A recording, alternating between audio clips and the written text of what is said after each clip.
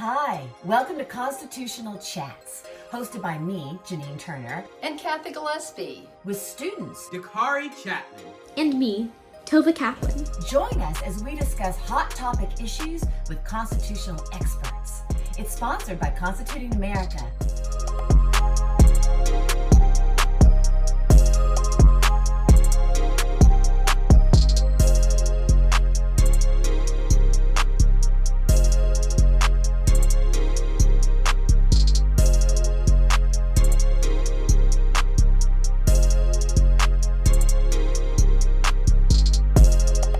So my name is Janine Turner. I am an actress by trade. You can check all that out at at JanineTurner.com. And I'm also the founder and co-president of Constituting America. We launched Constituting America in 2010, so we've been in existence for over 10 years. You can check out all of our multi-tiered programs, from scholarly studies to help you, to educate you about the Constitution and our founding documents. And we also have a contest for kids, the We the Future contest. We have a speaking initiative where we can speak in your school, and we have constitutional chats. We have so many things at Constituting America, so check it out at constitutingamerica.org. I'm going to introduce our Constitutional Chats panel now. Cathy Gillespie. Cathy is the co-president of Constituting America and one of the 16 private citizens serving on the U.S. Semi-Quincentennial Commission, helping organize the celebration of our country's 250th birthday in 2026. That's a really prestigious thing that she's doing, but not as prestigious as being the co-president of Constituting America. Cathy, welcome. I know you're going to talk about our sponsors for today. Yes, thank you, Janine, and thank you for all you do to lead Constituting America. Our sponsor for today, we want to thank Mr. Stephen Huffman of Tennessee. And Mr. Huffman has been active with Constituting America for several years. He's a big supporter of our online auctions. And we are actually just getting ready to launch an online auction on Thursday, November 12th. And we encourage you to go on our website at constitutingamerica.org. And you'll see in the top red, you can click there and go ahead and browse the items so you can get ready and bid. And our online auctions fund our Constitution education program, so we would really appreciate your support. And we want to thank Mr. Huffman for all he does. You have really made possible so many of our Constitution education programs, Mr. Huffman, and we thank you. Thank you, Mr. Huffman. Yes, we do. Thank you so much. All right, we're going to whiz through our introductions here so we have more time for our guest. Tova Kaplan.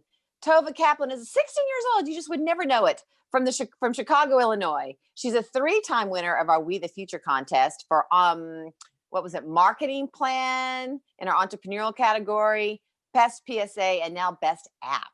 She's a 3-time winner of our contest. She's also the National Youth Director of Constituting America. And she runs a youth advisory board, like a top CEO of a top 100 company. She's amazing. She's passionate about inspiring young people to know and use their constitutional rights. And, you know, you're either going to see her as a president someday or Secretary of State. She loves international relations. Just watch out for her. We're just so lucky to have Tova Kaplan with us. Tova, hi. Hi, thank you so much, Janine. Thank you, everybody, for being here. Okay, Dakari Chapman is usually with us, 18-year-old entrepreneur, winner of our contest, National Constituting America ambassador, but today he's not with us today. He's not feeling well. So, okay, our special expert, yes. As I said, today is the Bill of Rights and You. It's the 3rd Amendment in our Bill of Rights. It's about quartering of soldiers. And we have a very, very special guest. And I love his name, actually. Listen to this, John Gilbert McCurdy. Was Gilbert a founding father? Why do I feel like Gilbert? There was a Gilbert somewhere out there. I don't know. He can fill us in when he joins us. Professor John Gilbert McCurdy is professor of history at Eastern Michigan University. He received his PhD from Washington University in St. Louis in 2004. Professor McCurdy is the author of, listen to this, he's the author of Quarters, The Accommodation of the British Army and the Coming of the American Revolution. And that was published in 2019. So he truly is the expert on the quartering of soldiers. And I really want to know how you write an entire book on that. So we're going to learn. See, it's not just the soldiers in your house, it's many other things. So that's really fascinating. He's also written another book. Listen to this: Citizen Bachelor, Manhood and the Creation of the United States. Cornell, 2009. Those were the publishers in 2009, which explores how changes in law, literature, and lives of bachelors informed American citizenship. Oh, cool. I want to know who those bachelors were. I'm very curious who they were. Okay, so to continue on here, Professor McCurdy has held fellowships from the Massachusetts Historical Society, the American Antiquarian Society, and the University of Michigan, and lives in Ypsilanti, Michigan. And if you wonder why I got confused about Professor McCurdy's name, is because right before we went on air, I was trying to pronounce Ypsilanti. So we'll see how I did. Welcome to the show, Professor McCurdy. Thank you. Thank you for having me. It's great to be here. Did I pronounce your city correctly? Yes, Ypsilanti. Ypsilanti. I said Ypsilanti. I still got it wrong. Tomato, I'm tomato. the actress. I can't ever pronounce anything. Ypsilanti. Okay. Professor McCurdy, thank you. Welcome. You're going to give us a little brief overview on the Third Amendment here and why it matters, since you've written an entire book on the subject. And then we will pepper you with questions. That sounds wonderful. Yeah, let me thank you all for having me. I really appreciate the hard work of Lisa, Cathy, Janine, and Tova. This is going to be a wonderful experience. So for the Third Amendment, so what is the Third Amendment? If you're working your way through the Bill of Rights, you know that the text is, "No soldier shall in time of peace be quartered in any house without the consent of the owner, nor in time of war, but in a manner to be prescribed by law." So why would such an amendment be added to the U.S. Constitution? That's a great story. There's an ancient history here. Of course, there have long been armies, and armies have soldiers, and soldiers need a place to sleep, a place to take their meals, and a place to store their belongings.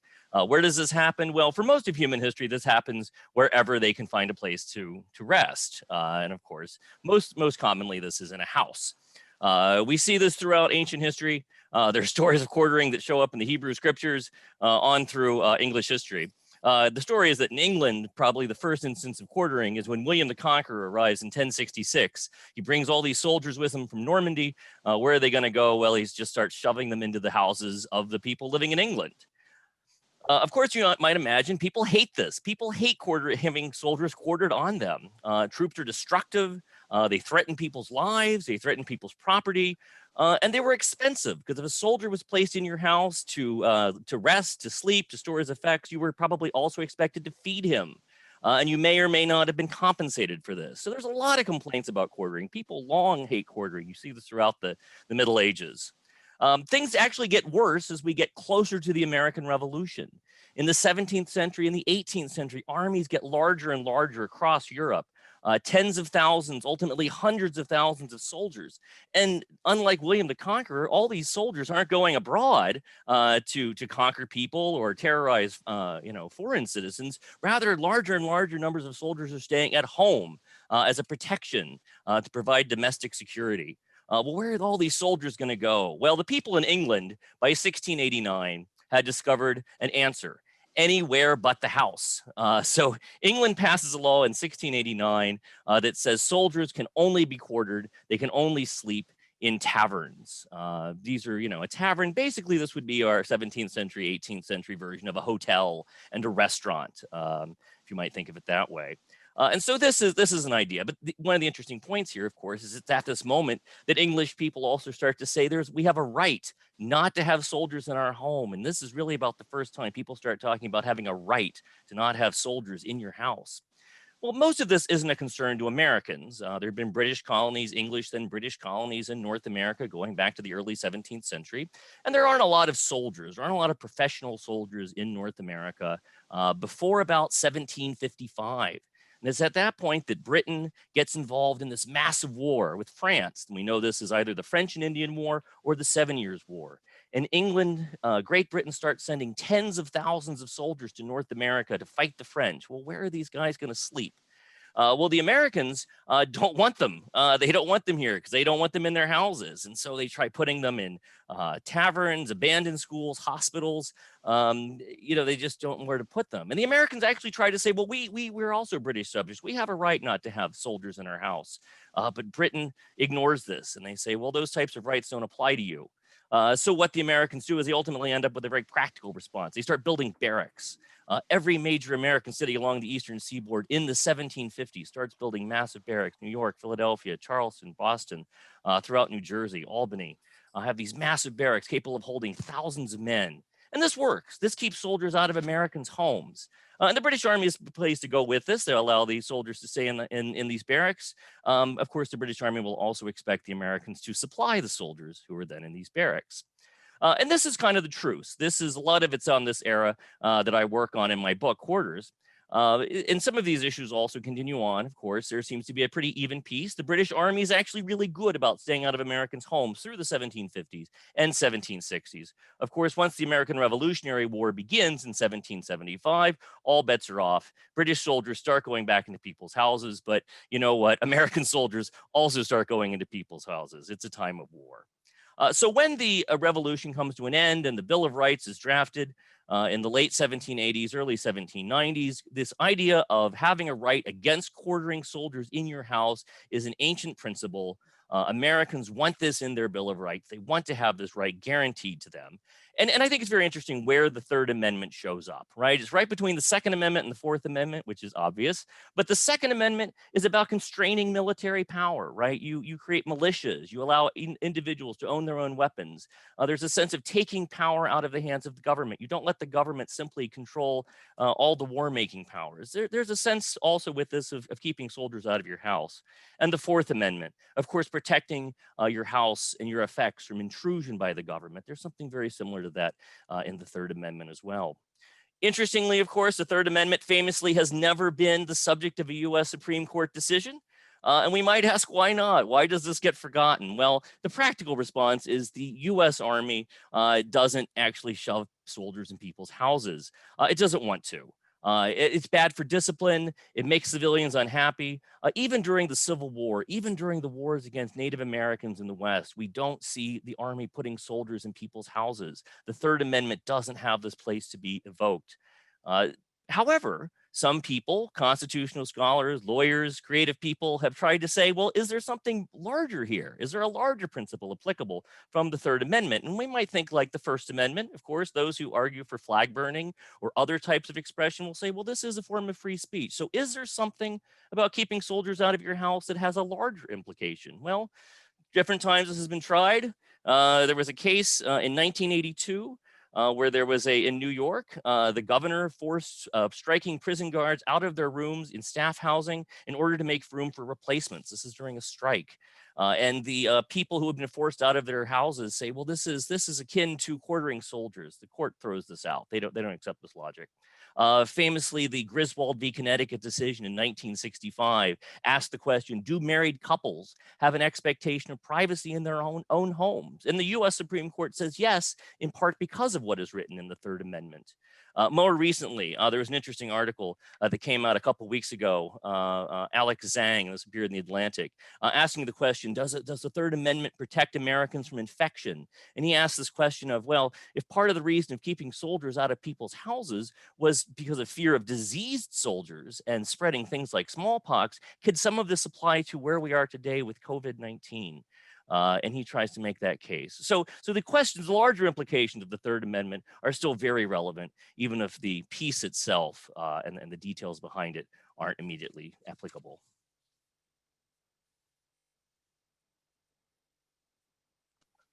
Wow, that was great, Professor McCurdy. I'm going to go back to Norman the Conqueror. So Norman the Conqueror, I watched something recently, talked about there was something he did that was actually, he didn't want to impose, he didn't really understand what the people needed so he did something very fair. I can't remember what it was, whether it was letting them use their own language or teach them their own laws. I don't remember what it was at this point, but nevertheless, so that's course, that was the first real conquering of Britain, and I guess that's when it all began. Is what you said. He would put his soldiers in people's homes.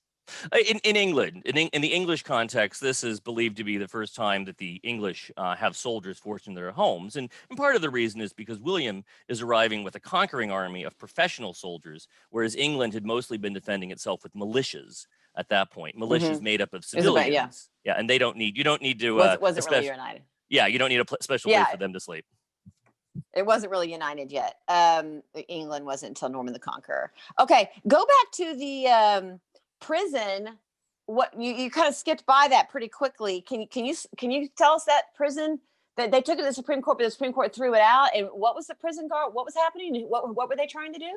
Yeah, so the case is Agbloom versus Casey, and this is heard in 1982. It's not heard by the U.S. Supreme Court, but rather a U.S. Court of Appeals, the Second Circuit of the U.S. Court of Appeals. So the governor, there was a strike going on at the prison, and the striking prison guards said we should have a right to stay in these rooms. The governor tells them to get out. They're on strike because he wants to put replacement workers, people who are going to be stepping in as security officers in their place. And the people who are striking try to say forcing these replacement workers into our rooms will be the same as forcing soldiers onto us. And the court doesn't buy this. Oh, okay. Yeah. Okay, because it wasn't really their home; it was their workplace. Right. The prison wasn't their home. Yeah. Right. Okay. Good. I just wanted to understand that. And I laughed because the British were really good, really proficient at telling Americans that the British law doesn't apply to you. When the British said, "Wait a minute, we're British. You can't quarter soldier here either." They're like, "That doesn't apply to you." That kind of got them in trouble later with the Declaration of Independence, didn't it? All that. Well, you're not really one of us. Okay, so I wrote down who would come into. So talk about this COVID situation here. Who would be the soldier going into someone's house? What's the premise of that? Well, the argument is that one of the reasons Americans and others wanted to keep soldiers out is because these are diseased people. They bring diseases with them. And we do see this in the colonial period, that when a group of an army would come to town, oftentimes the colonists would insist that they be quarantined. The argument is about protections against infection. And so the idea is, if we have the right to keep soldiers out of our houses through the Third Amendment, do we have the right not to be infected by others? Would there be protections? And it's a creative reading of the amendment, I guess I would say. I'm not sure. I'm not a constitutional scholar, but it seems it's a bit of a stretch. Can you just tell me again, this person that wrote this article, were they worried that American soldiers with COVID were going to go into their house? Who was the person going into the house with COVID from this person's angle? Did you answer that? It was more about protections. It's more about, do we as citizens have the right to be protected against things like infection? And it was using the Third Amendment to make the argument that this would be a way to make constitutional quarantines and broader protections. That's a stretch, isn't it? Was that thrown out? Was that thrown out too? No, that wasn't taken to the court. That was no. This was yeah. You can find this. It's a great little article in the Atlantic. It just was last month. Very creative reading of the amendment. Okay, I do have one last question, one last thought, which jumps to modern day society, which is, people think this isn't really applicable anymore, but you just pointed out numerous situations where people still try to apply it in different types of situations, which is really interesting. But if what I think about how this could be used is in a communist social, kind of communist situation, because I've done a lot of study and work on Russian communism and Chinese communism, and how they would force people into their homes and say, well, you don't get this house anymore. Eight people have to come, live in this house. 8 families have to come live in this house with you now. And they were kind of comrades in arms. So in a way, they were tight, because all of citizens, when you become a communist country, they're all comrades. Everyone's sort of a citizen soldier, and they're all, spying on each other and whatnot. It's like, well, here's this fellow comrade, citizen soldier, and they're going to be shoved into your house. I mean, I could see that happening. Yeah, I think the Third Amendment would prevent that, as with several other amendments in the Constitution. But I do think, I mean, the way the amendment has been read, that and other pieces of the Bill of Rights since 1965, is that it's not just soldiers; it's other agents of the state. It's not just the home that's protected, but even the body. That there's a way of reading this amendment, and it has been read by the court to enlarge it. So the things hopefully the things you're talking about would be prevented by the Constitution. Yeah, someone said if it got to the point where the communists were putting people in our house, we probably wouldn't have a Bill of Rights anymore anyway. Okay, who wants to go next? Tova, your turn. Great. Thank you so much. This is great. I can tell you have a lot of passion for the subject, so that's awesome. I was wondering, did this, well, first of all, I remember Cathy, Lisa and I were talking about, I think a John Mulaney joke about how funny it is that they, of all the possible things that were wrong with the British, they ranked like putting soldiers in houses third, which is like pretty high in the grand scheme of things. So could you just talk about why this was just so, I mean, you talked about why people didn't like it, but why was it such a high priority for people over maybe other rights? Right. I think that's a good question. I'm not sure I have a great answer. I'm not exactly sure what Madison is thinking when he's putting these in. And of course, I think the numbering gets mixed up a little because they're originally supposed to be amendments that are written into the Constitution, changes to the articles, but then later get added on as amendments. And again, I think it's a principle. It's a larger principle. And I would say through my research of looking at quartering of British soldiers leading up to the Revolution is, again, you find very few instances of soldiers forcing their ways into people's houses. It's not really going on. By the time you get to 1789, 1791, when they're ratifying the Bill of Rights, this is something that's more in a memory, more of a sense of eternal principles that they want to make sure doesn't happen in the future. So they can imagine it happening, even if it hasn't happened recently.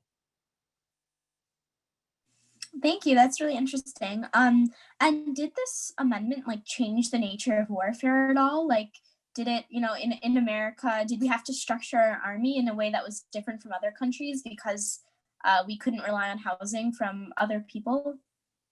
I don't think so. I think, I mean, some of the things I write about in my book is I think Americans develop a very interesting concept of place, right? So thinking about place and what does a place mean? And it could be, why don't we want soldiers in our houses? What is it about the house? What is it about the home that makes it the kind of place where we think a soldier shouldn't go? Yet we wouldn't mind having a soldier in a barracks. Or a soldier in a tavern or hotel, for instance. What is it about ideas of place? And I also think by the time you get to professional armies in the 18th century, they don't want to be in people's houses because soldiers, you have to spread them across the town, a couple guys to this house, a couple guys to that house. That's really easy for men to run away. And it really leads to a lot of desertion, bad discipline. Some soldiers are fed better than others. The Army hates quartering in people's houses because it's very inefficient. And the U.S. Army has certainly always embraced that. And I think it's also the U.S. Army not just doesn't want soldiers in people's houses. You don't find major military installations next to big cities. At one point there were these massive barracks in American cities. They all go away after the Revolution. I mean, we put military bases far away from the civilian population. I think for about protecting military discipline, but also for protecting civilian rights. That's so interesting. Yeah. And you mentioned earlier that, soldiers staying in people's houses was just pretty unpopular across the board, across the world. But did any other countries over the course of since the revolution, did any other countries adopt this idea that soldiers couldn't stay in people's houses and encode it into their laws, or is this kind of unique to America? I mean, I think it varies. So I know this is you'll find references to this in 19th century Germany. You can find images of this soldiers coming into people's houses, right, and being quartered there. And so the idea is still very alive in Europe, and a lot of places in Europe well through the 19th century, even with the rise of professional armies. And of course, the thing I would also twist around, not just sort of thinking abroad, but thinking in North America. So the Americans are very concerned that soldiers are going to go into their houses, but they're not really doing that in the 1760s, 1770s. But these other new British colonies that have been acquired, like Canada, soldiers are going into people's houses there. And the Canadians have no rights against this, and certainly they're not part of the American Revolution. And it's very late before the soldiers are removed from their houses. That's really interesting. Yeah, I remember reading. This more applies to like abroad, but I remember reading like World War II history, how German soldiers would really frequently go into people's houses when they were invading other countries. So maybe it hasn't been, well, Nazis broke a lot of other laws other than, that was kind of the most minor one in the grand scheme of laws they broke, but it's obvious that maybe not all other countries respect those laws. And then also, I find it really amazing that you spent so much time writing a book about kind of a lesser known amendment, and you obviously have a lot of passion for it. So what inspired you to write this book, Quarters? And as Janine mentioned earlier, was it hard to dig up so much information about this amendment, or could you just walk us through that process? Yeah, so this was I mean, when you're a college professor, right, you have to write one book to get tenure, which means you get to have your job and don't get fired for silly causes. And then if you want to get promoted, you need to write a second book. So I'd written one book, I needed to write a second book, and I didn't have a lot of money to be able to go to Boston or Philadelphia or New York, but luckily, just about 10 miles down the road from me is the William L. Clements Library at the University of Michigan, which is a great library. It's one of the premier libraries of premier archives of early American history. And one of the collections they have are the papers of Thomas Gage. Thomas Gage was the commander-in-chief of the British Army between 1763 and 1775. And he carefully preserved every letter he received and every letter he sent out, a copy of it. And so I was able to go through these letters, and Gage is responsible for coming up with a lot of the ideas of the Quartering Act and for implementing the Quartering Act. And so that really gave me an insight into how he was thinking about it, but how others were thinking about it. And I supplemented some of that with newspapers, other archival trips, trips across the East Coast and into England. But I often think, I didn't think I'd be writing a book on quarters, on quartering soldiers. I needed a topic. And I often tell my students, if you can't come up with a topic, go to the library, go to the archives, and just start reading. See what catches your eye. See what becomes interesting. See, because as you start reading, you realize, no one's ever written about this. I'd read books on the Stamp Act, the Tea Act, other pieces from the Revolution, but no one had ever written a book on the Quartering Act. And I thought, well, I can fill that hole, and I have the sources right here, right down the road from where I live, to be able to do that. So that's how I came to writing this book. It is great to be the sole author of the third amendment. Hey, that makes you the man, the go-to man. I was just thinking about it would have been interesting to have seen if during the Civil War troops would have quartered in people's homes if it hadn't been in the Bill of Rights. I bet during that war they would have. And where did they stay? Did they have barracks then during World? There's one. I think I read in somewhere. Was it in your? I think somewhere in notes or resume. There's one still standing somewhere. Was that from the Civil War in Pennsylvania or something? Where's the one that Lisa you told Lisa something that there was a note on it? Where is that one? Was that Civil War or was that a different war? No, in Trenton, New Jersey, you can go and see the old Barracks Museum. It's right next to the State House. It is standing from the 1750s. It's a stone structure. It's a great museum if you're in that area of the country. It's the Revolutionary War. Yes, yeah. Okay. So I guess there were barracks during the Civil War too then. Yeah, they built barracks during the Civil War, and the Union Army is very concerned about keeping soldiers together. So they will make makeshift barracks or appropriate buildings. And I mean, I would point out one piece in the Third Amendment. Of course, it makes this distinction of time of war versus time of peace. That these laws, this amendment, means different things in different times. Of course, Civil War historians would tell me the United States never declares war in the Civil War. It never declares that as a war the way World War I or World War II are declared by Congress. So it's a little murky there. But the Union Army is very concerned about trying to keep discipline, maintain discipline. And of course, soldiers can go into uninhabited buildings. The question is, of course, if you enter a building and all the inhabitants run away, is that now an uninhabited building? So there's a bit of flexibility to how you might interpret the amendment. Now there's a modern day potential scenario right there, going into a home that's okay. Anyway, all right, Cathy, your turn. Well, thank you, Professor McCurdy. And I love your story about how you came to write the book, because you mentioned going into a library and sitting there and researching. And I just like to encourage all our students listening to go visit the library. I think I talked to so many students these days, college students, who've never set foot in their own college library. And so it's great inspiration, I think, that you were just going through books and got your inspiration that way.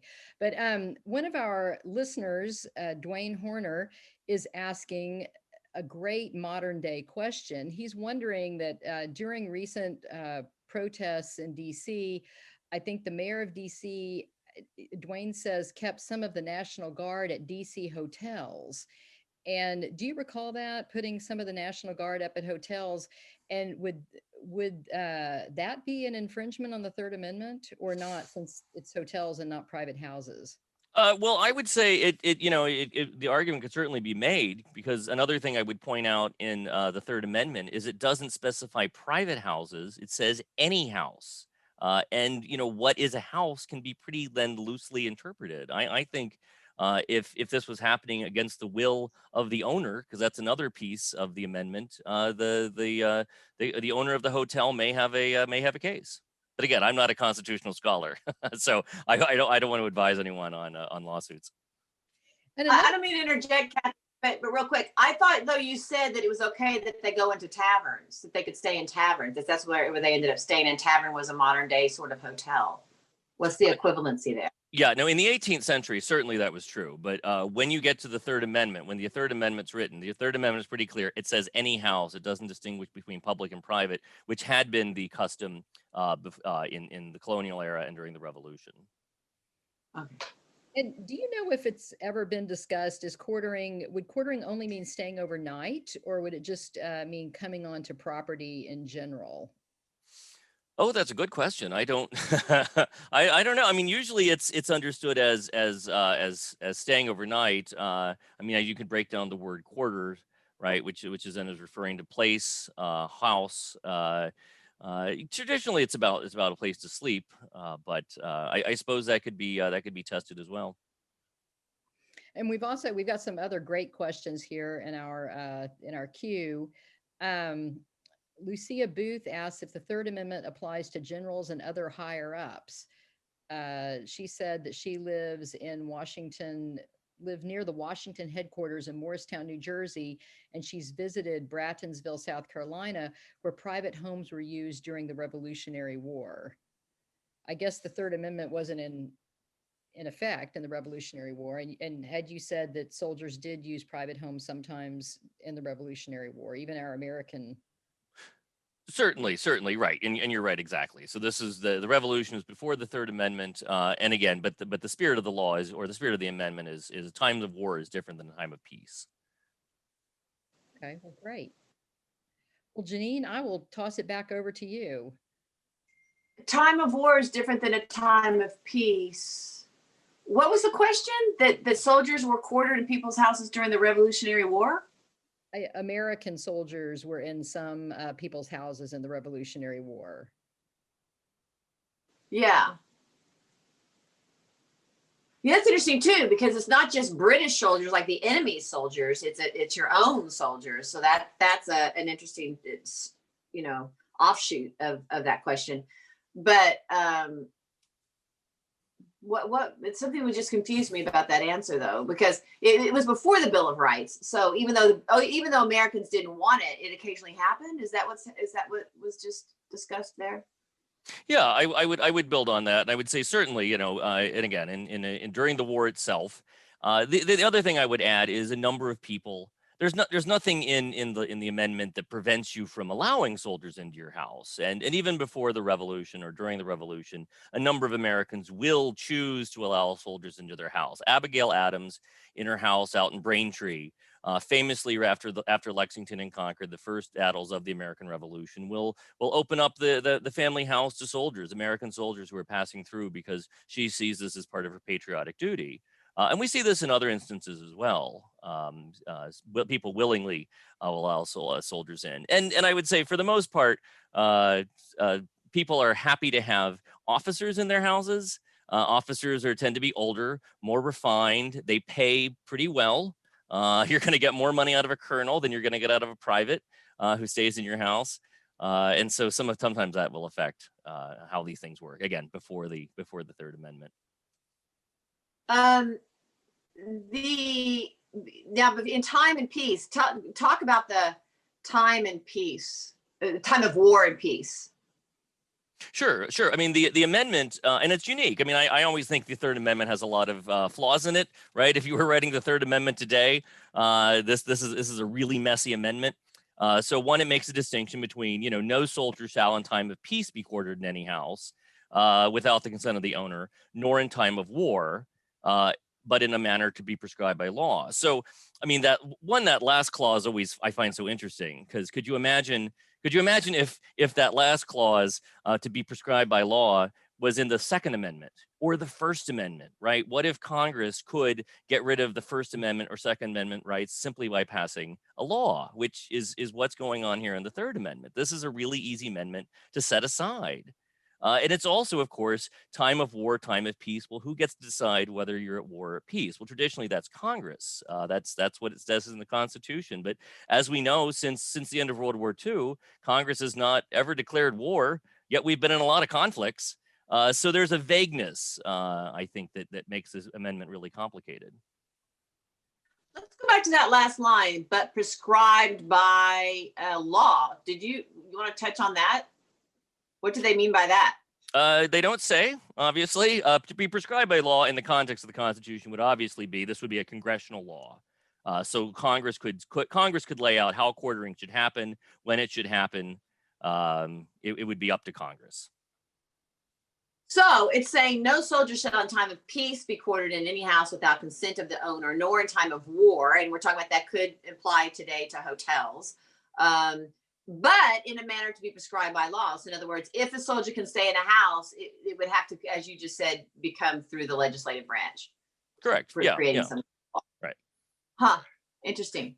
So once again, that the legislative branch closest to the people, the House, and all that, very important. Jeanette, you had something you wanted to say?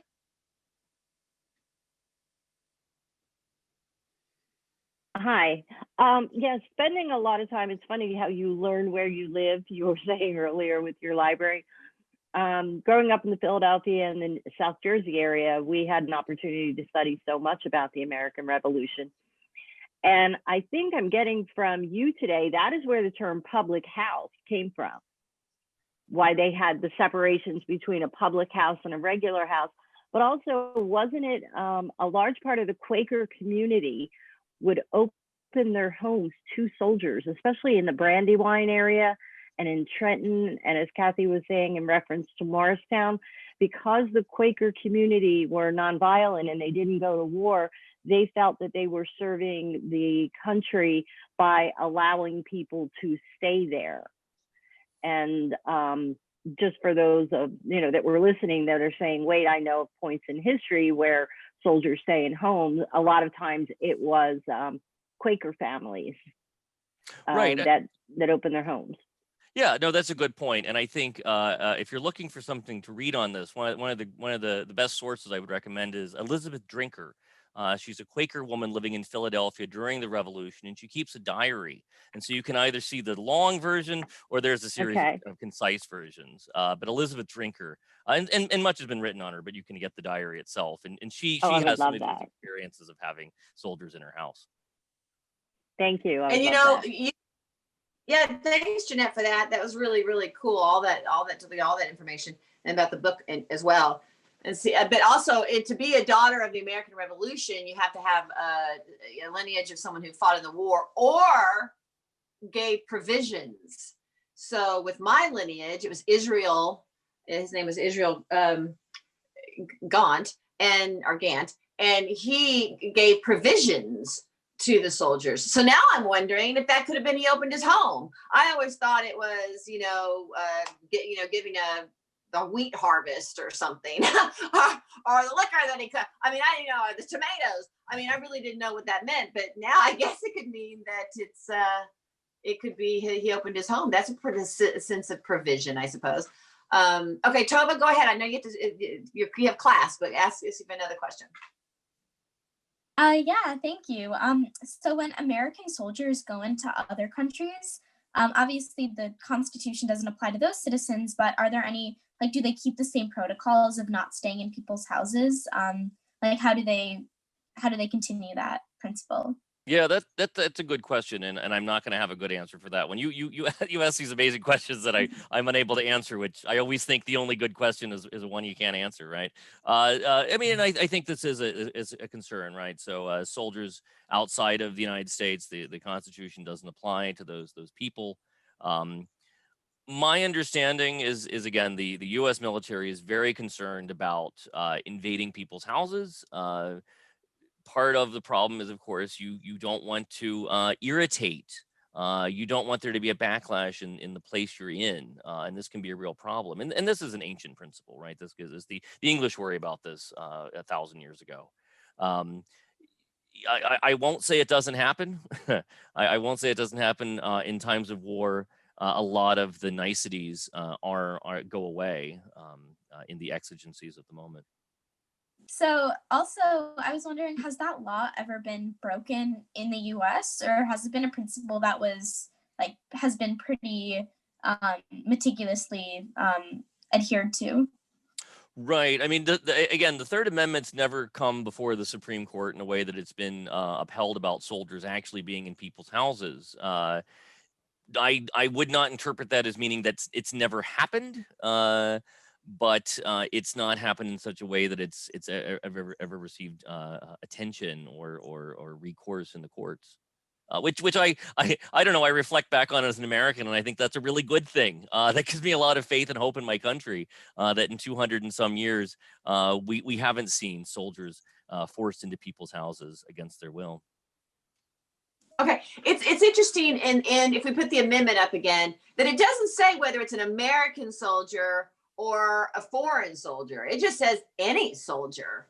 So that's another interesting aspect of it, is it not? Yeah, certainly. You're right. Because I always think, when I think no soldier shall be quartered, in my mind, I always kind of think no enemy soldier, But then I'm like, oh, I guess it means our own soldiers too. Because we just had this discussion about how people, the Quakers and my ancestor people, did open their homes perhaps to help their own team. The people fighting for liberty into their homes, but it specifically says no soldier. You're right. And I would say usually in the context, usually with the Bill of Rights, the framers are much more concerned about, they have a much greater fear of the American government and how the United States government will be taking people's rights away. And so my money would be on they're really concerned about American soldiers, U.S. soldiers being in people's houses. But you're right. No soldier suggests that if there's a foreign invading army and they're invading people's houses, the Congress would have an obligation to address that. Mm-hmm. Yeah. I mean, maybe that was common sense. I mean, if a foreign enemy is trying to get into your house, it's obviously like, duh, that would be bad. So maybe it's obvious that it would be your own American soldier. But in my mind, I never thought of it that way, because I guess I think of it as the British coming into our homes, and there's this kind of weird, they were the enemy at the time. That's where I get it. Because if you think about it, in the Revolutionary War, the British were coming over and going into our homes. So I've always thought it was the foreigner, the enemy going into the home. Right. No, I see where you're going with that. That's where I get the enemy part, because the British were our enemy at the time. Right. Unless it was before the war, because I know it happened during the French and Indian War, which is before our war. Yes, Cathy? Well, I was just going to ask, I remembered when I listened to your great podcast that you did with the American Revolution Museum, you mentioned that with the advent of this amendment, there was more of a delineation between private spaces and public spaces. And that leading up to the amendment, or I guess in our country's earlier history, there had not been so much of a differentiation between private spaces and public spaces. Could you talk a little bit about that? Sure. No, I think that's one of the things I find so interesting about this. For a lot of human history, you have a house, and a house is a generic building, right? So most people before the 19th century don't go away to work. They don't go to work in the morning. They work at home. Men and women. They're working on a farm or perhaps practicing a trade in their house. And so all sorts of activities go on in the house, prayers, meals, work, all sorts of activities. Strangers are really common in people's houses if you go back to the 17th century and even the early 18th century. And so in some sense, it's on in that colonial period that this notion of private space is invented. And again, I go back to why do we think soldiers would be so strange in our house? We might extend that out. We don't expect our neighbors to just walk into our houses or our friends, right? We expect them to ring the doorbell or knock on the door. We have this expectation of privacy that's contingent on these notions of space. I think a lot of that's being worked out in the 1700s with the soldiers. And to Jeanette's point, yeah, when you talk about pubs, right? A pub is a public house. You have to have a license from the government. It allows you to sell alcohol. And it also will also require you to do certain things, serve the public, provide perhaps lodging space, and also accept soldiers. If soldiers are coming to town and they need a place to stay, they will need to be kept in that tavern. But then that suggests there's these notions of private. That the home is imagined as a private place, and it's over the course of the 1700s. The home in America, the homes get larger. So a lot of houses in the 17th century are really two-room structures, one for sleeping and one for everything else. By the 18th century, you have two-story structures, and these are for the elite, certainly. Certainly, if we were to talk about enslaved people or the lower classes, these people are still living in very meager homes and wouldn't have those types of expectations. But you know, so it becomes this complicated notion of what is public and what is private. But that's those ideas are certainly percolating through this discussion of where soldiers go. Well, and it was a very different time back then because there really were not hotels. So, I mean, if someone were on a journey and they were in the middle of nowhere, I mean, when they took George Washington on his tour of the United States, they all got lost in the woods, you know? So, and they talk about that in the book, Ron Chernows, George Washington Life. But it just happened. Someone would be traveling, a traveler would come by your home and he would knock on the door. She would make, may I stay at your place for the night? I mean, geez, that's biblical too, right? I'm reading the Old Testament again, and there they are traveling in the desert, and they may I drink from your well, and may I stay in your home for the night? I mean, it's just kind of what they did too at the time. Right. No, certainly. If there's no other place to stay, you have to stay somewhere. There was not a Motel 6. They didn't have them back then. I mean, it's really, you know, it's fascinating for the youth to think about that. It was woods, dirt roads. Think of those covered ways. You know, people just didn't have a place to stay, and they would often open their homes. Okay, here comes the delivery man. So all the dogs are gonna start barking. I'll thank you for joining us today, and Professor McCurdy. That was really, really, really, really cool. Look at all that we could talk about the Third Amendment. Everyone rush and buy his book. Yeah, really, really great. You were terrific, Professor McCurdy. Thank you so much.